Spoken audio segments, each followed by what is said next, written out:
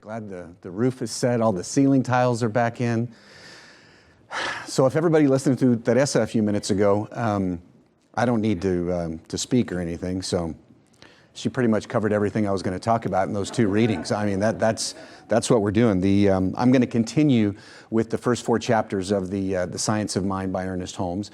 Reverend Bonnie started off the first week with the thing itself, and then Peggy started the next week with the way it works, Reverend Randy last week with what it does, and now I'm supposed to talk about how to use it, or at least how I use it. So if I listen to Teresa, I'm here to pump you up. Fire you up, something like that. Reverend Bonnie talked about that first week about rebooting your idea and your understanding of God. And I thought that was so interesting because, gosh, I guess I was about 24 years old, which was about 5 years ago. And I wish, yes. God, if I just knew back then what I know now. I started what I would call my spiritual quest, looking for things and started questioning things. And ever since then, my idea of God, of spirit, of the universe changes about every 6 to 18 months. And it always gets bigger, always more inclusive, always more loving, and always less judgmental and less about Bram, which is a good thing. And if I just knew back then what I know now. I always thought I had to be in control of things. And the more I let go, that's probably all I need to talk about and how to use it, is the more I let go, the more I let God, the easier things get. But I always just thought I had to have a hold of things, because obviously I knew better. At least so I thought. One day I met a man many years ago, and he ended up being one of my teachers, one of my guides, and he helped me get through a very, what Wayne Dyer would call a self-limiting belief system, a meme, if you will, that if I believed anything that was written in the Bible, that I had to believe everything that was written in the Bible. And believe me, folks, I am not completely congruent with Leviticus. It's a health code. I'm not sure we need it in today's modern times. But I just thought, being in the short-term, fear-based Western Judeo-Christian culture that I was raised in, that if you believed one word of it, you had to buy the whole thing, lock, stock, and barrel. And he said, Bram, look at your spiritual walk as research. Take what fits with you now and hang on to it. And what doesn't, he said, go ahead and put it to the side. It's okay. That was so liberating for me. I didn't know you could do that. I mean, I know that sounds silly, but I really didn't know that. So the thing itself, where is it? Where is God? I believe that a lot of the New Thought churches, especially the Unity churches that I started attending later in life, and certainly here, we create a safe place where you can question your answers. Now think about that for a second, where you can come and honestly, especially for the new members, question your answers in a loving, caring environment, if you will, with no judgment. I just think that's wonderful. Most of the churches I attended growing up wanted me to think the way they did, and if I didn't think the way they did, I really wasn't welcome. So I heard a gentleman many years ago, he said, if you want to know how a center thinks or how a church thinks, there's these three questions to ask yourself. Where is God? External, internal, male, female, some dude with a big Randy type beard up with a big white robe in the clouds, because we believe that God is in and through everything. And if my daughter was here, she would tell you the most important place is in us. The second question to ask is, where are you in relationship to God? Are you separate? Are we together? Jesus said that the kingdom of heaven is within you. And then the third question is, how can you reach God, or even can you reach God? And we believe that the most important thing is to go within, to be still and know that I am God. I am being your true name. Quiet your mind, go within. To get rid of any problem that we're facing, I think we just need to realize and have more faith in spirit than we do in our problem. And that's one of the keys. When our prayers are not answered, it's often, by my map of the world, because we have not loved all, we have not forgiven all. And I think that's something that we need to work on. Our work with natural law, this science of mind, is the application of the law. And it's very scientific, it's very formulaic, and it's absolute.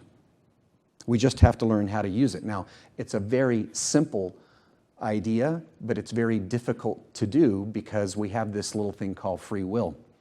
and these other thoughts, these monkey mind thoughts that run around and stuff like that. Dr. Holmes said, one of the great difficulties in the New Thought movement is that we are likely to indulge in too much theory and too little practice. As a matter of fact, we only know as much as we can prove by actual demonstration. That which we cannot prove may or may not be true, but that which we can prove certainly must be and is the truth. And even though I've manifested things over many years now in using the truth, what boggles my mind is that I fall back to sleep, or I forget, or I don't apply it ubiquitously over every aspect of my life. And then I start to slip back down into this lower vibration, which is so much easier. Why is it that I didn't recall, that I didn't remember? And that's the key. I remember being in seminary school and one of my deans saying, you've become awake. Stay awakened. That's the most important thing. That might be a recurring thing I say today is staying awake. You've taken the vows this morning. And you heard those things. And it's just remembering that stuff. It's one of the things Peggy talked about a couple of weeks ago. We were talking about rebooting the computer and things like that. She said, pardon me, we need to remind ourselves of what we've already taught, what we've already learned. So going back through and rereading some of the books and some of the scriptures, things that move you, that's a good thing. I need to pick up a few of the books off my shelf again by Gary Zukav and Wayne Dyer and Deepak Chopra and these folks. I mean, it's okay to reread these things. I can't believe that I forget some of my lessons. So, how to use it? That's what I'm supposed to talk about. By my map of the world, to manifest, how to use this law, one of the first things that comes to me is forgiveness. I have to forgive myself and I have to forgive others. You all have heard me talk about it. We could be up here for hours or days just on treatments about forgiveness. When I'm not getting what I want, where I want, when I want it, it's because I've not forgiven myself or somebody else. So I'm going to leave that to the side, but that's probably one of the biggest things. The next thing that I think about in how to use this law is more from a sense of an attitude of gratitude, or what I call in positive prayer. Not a begging, a beseeching, and asking of things like that, but clarifying what you want, speaking it, giving thanks for it, knowing that it's coming. We ask once, and then we give thanks that it's coming. Dr. Holmes said, we should not work with anxiety, but with expectancy, not by coercion, but with conviction, not through compulsion, but in a state of conscious recognition and receptivity. We don't have to drive or push, but we must accept and believe. We should then leave everything to the law and expect a full and complete use of our faith. Dr. Holmes goes on and said, as we plant a seed before we can reap a harvest, so must we believe before our prayers can be answered.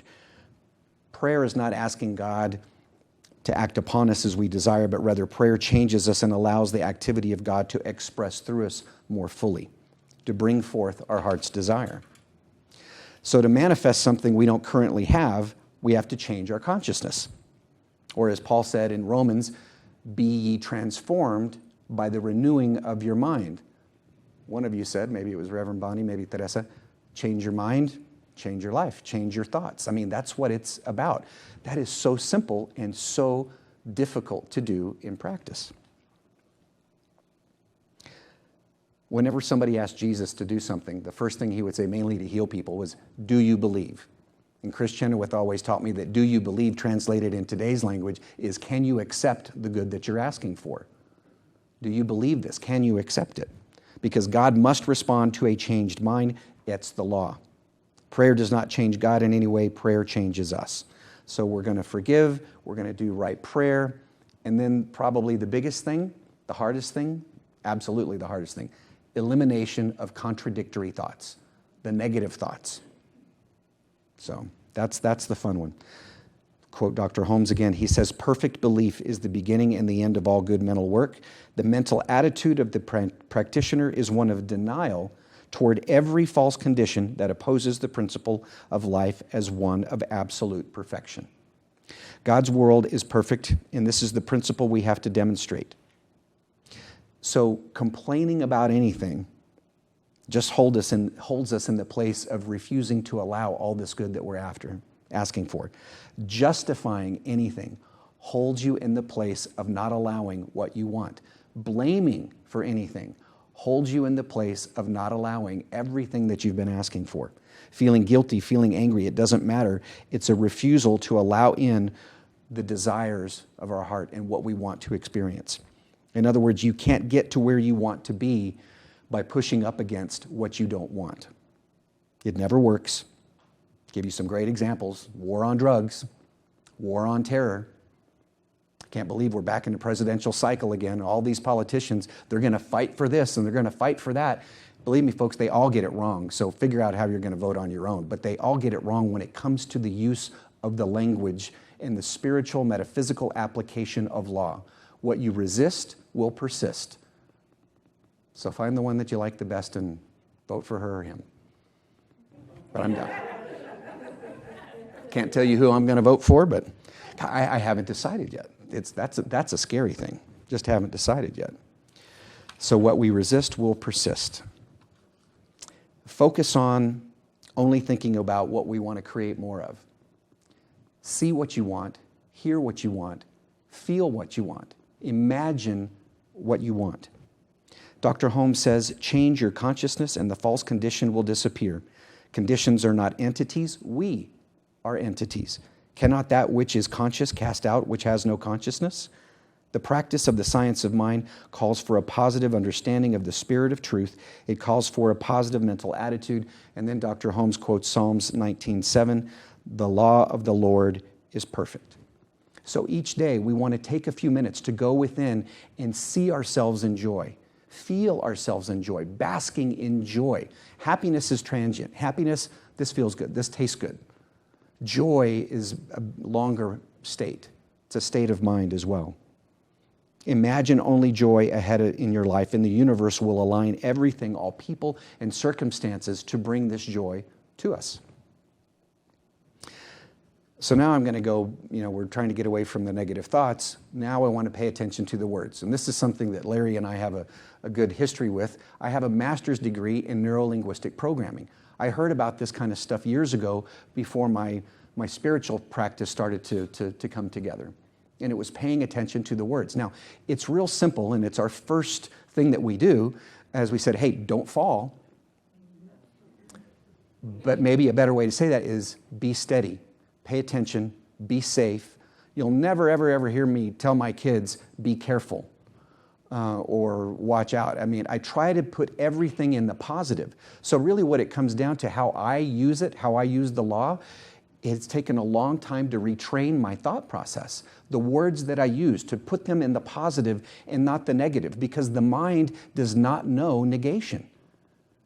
So when you see, and y'all have heard me say this before, when you see on the sign, don't drink and drive, what the mind processes is drink and drive. That is a fact. Bram didn't make that up. That's a truth.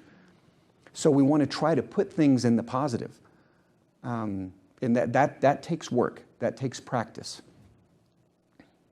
Each and every component that makes up our life experience is drawn to us by the powerful law of attraction in response to the thoughts that we think and the story that we tell.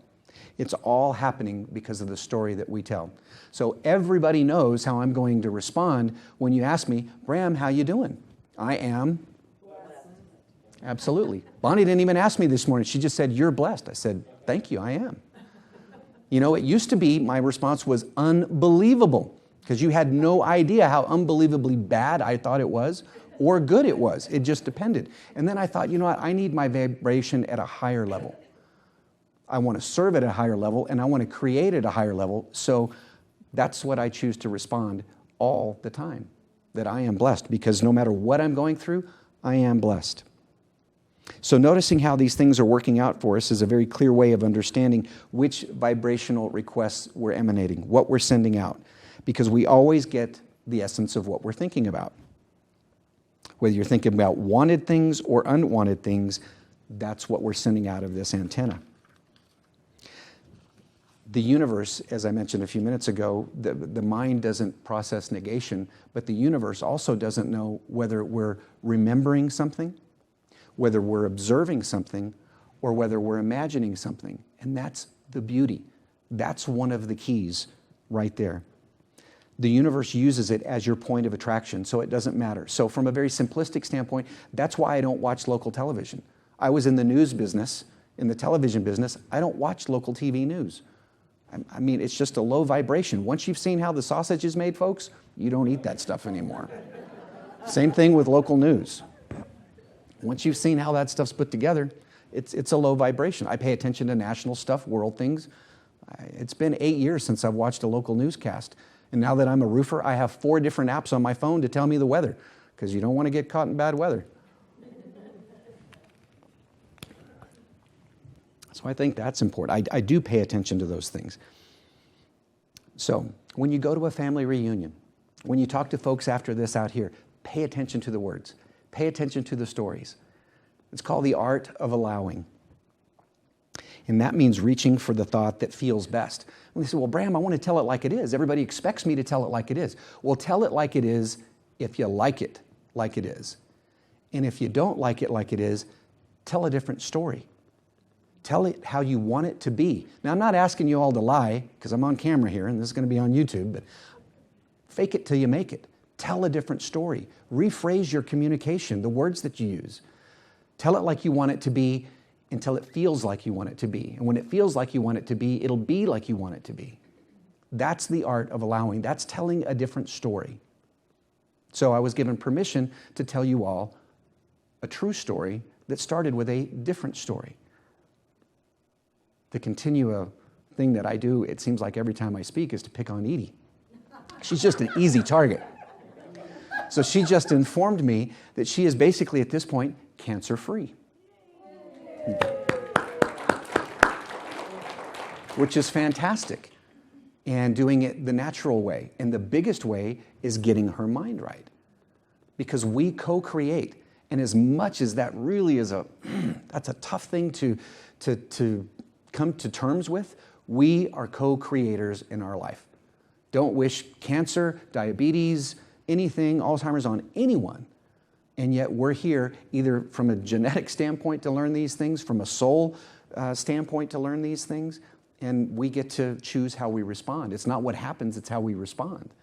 And so congratulations on your response. And so now for the picking on her part. This is the fun part. And she says, but I'm still working on that financial stuff. Boy, if I could just do the, I'm like, are you kidding me? Really? I'll pick on you some more in a minute. Dr. Holmes says that we did not create the law of attraction. We cannot change the law of cause and effect, but we can use them correctly and only as we understand them. Hence, it follows that if we believe that it will not work, Edie, it really works by not appearing to work. When we believe that it cannot and then it will not, according to principle, it does not. And we all have these memes. One of my memes was, I thought that you had to work hard to make money. Well, I've been working at that to try to dissolve that thought process and just source to allow it to create in my life. And the more I let go like this, the easier it gets. And I do have to believe. I have to use the law correctly. I have to think correctly to make things happen. And the more I do that, the easier it gets. And the easier it gets, the more you're using that muscle. Because we use it every once in a while and then it atrophies. If we believe it, we've got to use it all the time. The law is constant, and our ignorance of the law does not preclude us from its effects. I made that one up. Maybe I took it from somewhere else, but that came to me and I was like, wow. Ignorance of the law does not preclude you from its effects. Maybe it's because Baylor's just starting to drive now and I'm telling him to pay attention and about all the laws and things. What you believe is what you perceive, which is what you will receive. Dr. Holmes says that God does not punish the mathematician who fails to obtain the right answer to the problem. The thought of the unsolved problem is what punishes the mathematician until the right principle secures the desired result. Thus, sin and punishment, righteousness and salvation are logical reactions in the universe to the life of the individual. I love this. I thought I had said this here before, and I looked back through my notes and I hadn't. Science has proved that there is not hot and cold. Cold does not exist in the universe. There is only the absence of heat. There is not light and dark because darkness does not exist in the universe. There's only the absence of light. There is not good and evil. Evil does not exist in the universe. There is only the absence of good. There is not God and the devil. The devil does not exist in the universe. There is only the absence of the realization of that point of God in your experience. That just really opened me up. Once when I was going through a very dark night of the soul, I really, really wondered if this thing that I understood as source and God really wanted my good. Because I was starting to see it just as energy, like gravity. And gravity sucks. You know, we all know that. And I just thought I got to a point where my personal relationship with source was just, it was too impersonal. It was just like energy. It wasn't, I didn't have that feeling that I grew up with of a comforting parent. And so I've had to kind of go back and forth to make sure that I get all that I need from source and that it's okay that I do that. Because I didn't think I could. Once I get something stuck in my head, I think it's kind of all or nothing. And the older I get, hopefully the wiser I get, there's a lot more gray than there is black and white in the world. So I came to the realization through meditation that not only is God good, but only good. And if we think and feel prosperous, for example, then prosperity comes to us. If we don't think that prosperity is our divine birthright, then it doesn't come to us. To me, it's kind of like seeing this flow of energy that's right out here. And you can either stand on the shore and just look at it and not get the benefit of it, or you can get right out in the middle of it and receive all of the grace that Source has to offer. So if God were to interact with your prayer successfully, would you know why? And if God did not interact successfully with your prayer, would you know why? Because God does not keep us from our good or our heart's desire, just like Dr. Holmes said. It's the mathematician that's working on that problem. God doesn't keep us from anything. The light is always shining. It may not look like it in the storm or in the clouds, but the light is always there. It's almost like a dimmer switch on a light. We're that rheostat. How much are we allowing the flow of God's energy to flow through us, or how much are we cutting off? We're doing fantastic on the healing side. There might be some things we want to work out on the prosperity side. That's for everyone. Like I said, it's just easier to pick on Edie. She's in the first row. And I love this quote by Stanley Jones. It says, "If I throw out a boat hook from the boat and catch hold of the shore and pull, do I pull the shore to me, or do I pull myself to the shore? Prayer is not pulling God to my will, but aligning of my will to the will of God." So Reverend Bonnie was talking about the theme for the year being a world that works for everyone. And I already see it that it does work for everyone. It works according to your thought process. It works according to your input. It works perfectly. It's just how do we open up the rheostat? How do we become more of a vessel? If you go to the ocean with a thimble, then that's all you're going to get. Or you can just go jump right in the middle of the ocean. Either one. How much of the goodness are you going to ask for? And as you said earlier, that as a spirit can only do for you what it can do through you. So the question is, how do you use it? Well, how do you want to use it? Obviously, you know how it works because you manifest it every day. Is there something that you want that you don't have? And if you don't have it, why don't you have it? Or let me put it this way, because what NLP taught us, when you ask a why question, you put somebody on their heels. How is it that we've come to the realization that prosperity has to work in some other way than we've been able to manifest so far? Take the energy, take the tools, take the victory, all the things you've done now, and apply it to this other aspect. It's the same deal. I guess the shortest way for me to have started and ended this was to, and I love giving this speech, this sentence at the beginning of every year because so many folks do New Year's resolutions, is only think about what you want to create more of. Punto y aparte. That's it. Only think about what you want to create more of. That's the discipline. The other aspect, the title of this talk today could have been discipline of thought, because that's what it comes down to. It's a focus. It is a discipline. I was driving Brenda to school one day and she said, "Daddy, how do you create something?" I said, "Sweetheart, close your eyes, see what you want to see. Is it bright? Hear it. What does it sound like? Hold it. What does it feel like to have it?" And she did that. And being the smart little girl that she is, she said, "Well, how long does it take to create something?" I said, "As soon as you can remember a good feeling and put it in touch with your vision, that's when they come together. That's when things line up even faster. That's your heart's desire on steroids. That's how you create. So the truth is, we can do anything, have anything, be anything for which we have the consciousness, but not otherwise. And to accomplish anything difficult, we have to have the consciousness, the discipline of thought, to allow Spirit to work through us, to choose a better thought process. Bad news travels halfway around the world before good news gets out of bed. Everybody knows that. It takes effort, it takes focus, it takes discipline to think the higher vibration thought, to speak it in the positive instead of the negative. Lao Tzu said that if you correct your mind, the rest of your life will fall into place, which sounds just like Paul, be transformed by the renewing of your mind. And then the Buddha says, all that we are is the result of what we have thought. The mind is everything. What we think, we become, and all that we are arises with our thoughts. With our thoughts, we make our world. So here's to making your world the very best that it's ever been in 2016. And namaste.